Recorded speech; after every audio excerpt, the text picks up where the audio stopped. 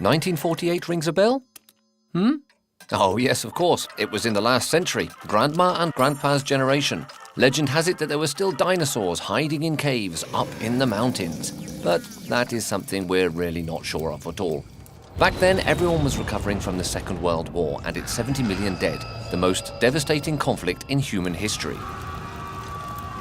So in 1948, to make sure such atrocities would not happen again, the search for shared values began. Why? Have people unite around a strong symbol, the Universal Declaration of Human Rights. What is less known is that it was adopted by the UN General Assembly and has become the most translated text on Earth. But what are human rights? The rights you are entitled to simply because you are a human being. In other words, everyone benefits from them from birth, without exception or distinction. The idea behind it is that these rights are like needs. They are absolutely necessary to live well. Without them, it would be the law of the jungle, and you'd risk being beheaded if your government didn't like your Facebook status. In the Declaration's 30 articles, there are the civil and political liberties, such as the right to life, the right to vote, freedom of expression, or the prohibition of slavery and torture. Rights are interdependent, indivisible, and interrelated.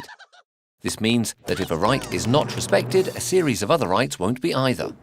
If you are homeless, you live in the streets, so you can't sleep. You get sick, you don't go to school, and won't find a job.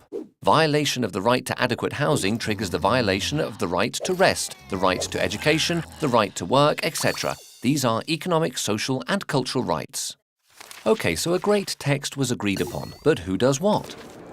Well, on paper, the state's mission is to take the necessary measures for the Declaration to be respected. But in reality, there are some very bad students.